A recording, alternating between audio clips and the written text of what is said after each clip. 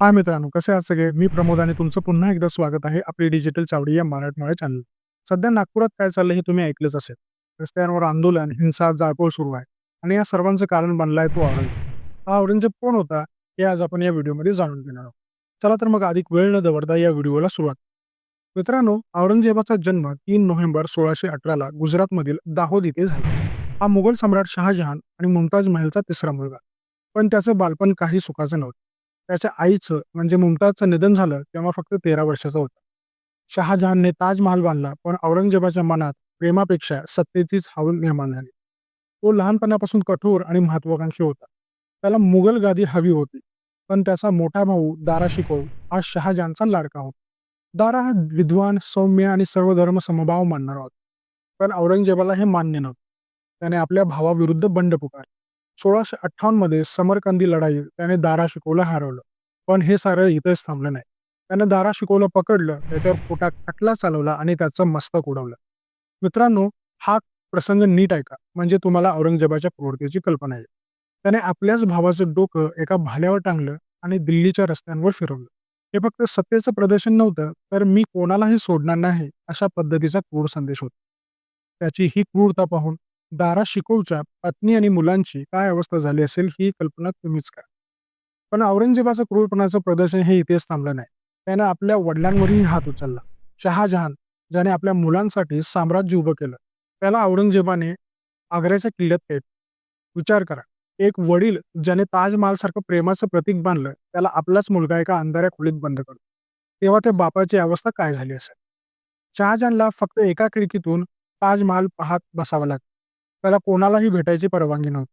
त्याचं अन्न-पाणी कमी केलं गेलं आणि अखेरीस 1666 मध्ये त्याच कैदेत त्याचा मृत्यू झाला. तर मित्रांनो, अशा प्रकारचा क्रूर कर्म होता औरंगजेब.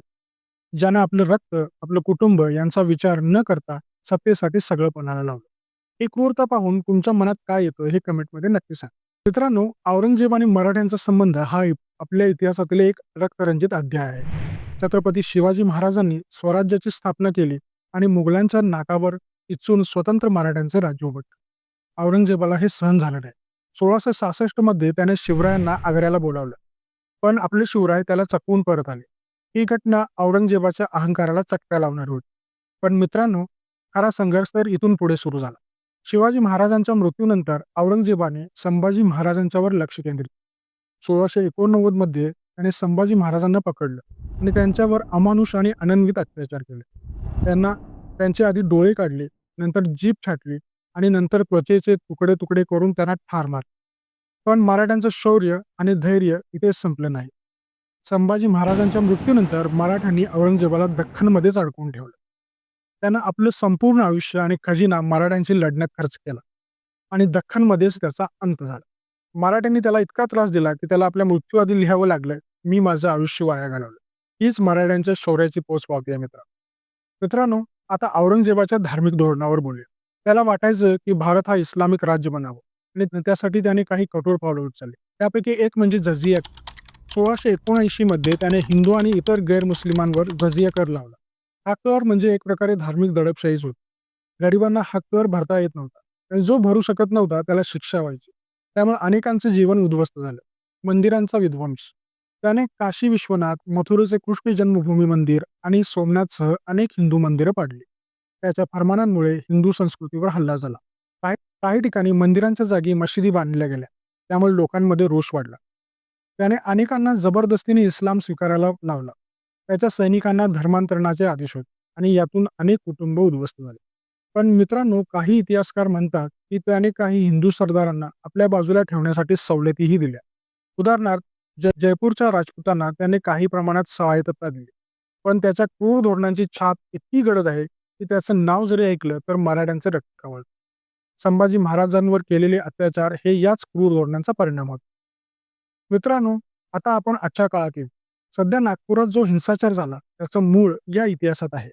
औरंगजेबाची केली जाणारी भलावण म्हणजे आपल्या मराठ्यांच्या शौर्याचा आणि बलिदानाचा अपमान आहे असं अनेकांना वाटतं. छत्रपती संभाजी महाराजांनी आपलं प्राणाचं बलिदान दिलं, पण औरंगजेबाला जिंकू दिलं नाही आणि आज त्याच औरंगजेबाची आदर्श म्हणून त्याची भलावण केली जाते. हेच कारण आहे की लोक रस्त्यावर उतरलेत. पण मित्रांनो, हिंसा हा काही उपाय नाही. आपण आपला इतिहास जपला पाहिजे, पण शांततेने आणि एकजुटीने. आजच्या काळात आपण शिक्षण, जागरूकता आणि संवादातून आपलं म्हणणं मांडू शकतो. एक सत्तापिपासू आणि धर्मांध राजा सत्तेसाठी कोणत्या स्तराला जाऊ शकतो, हे आपण औरंगजेबाच्या आयुष्याकडे पाहिलं असता आपल्याला समजून येतं. दुसरी अतिशय आवश्यक गोष्ट म्हणजे स्वातंत्र्यासाठी लढण्याचं महत्त्व आणि आपली संस्कृती रक्षणासाठी लढणं हे किती महत्त्वाचं आहे, हेही आपल्याला इथे आढळतं. मित्रांनो, औरंगजेबाबद्दल तुम्हाला काय वाटतं? औरंगजेब हा खलनायक होता, की त्याच्याबद्दल गैरसमज आहेत? आणि आजच्या घटनांवर तुमचं मत काय? हे कमेंटमध्ये नक्की सांगा. आणि हो, आपली डिजिटल चावडी या चॅनलला लाईक, शेअर, सबस्क्राईब करायला विसरू नका. मित्रांनो, आजच्या व्हिडिओमध्ये इथेच थांबतो. पुन्हा भेटू आणखीन एका नवीन विषयासोबत. तोपर्यंत जय हिंद, वंदे मातरम.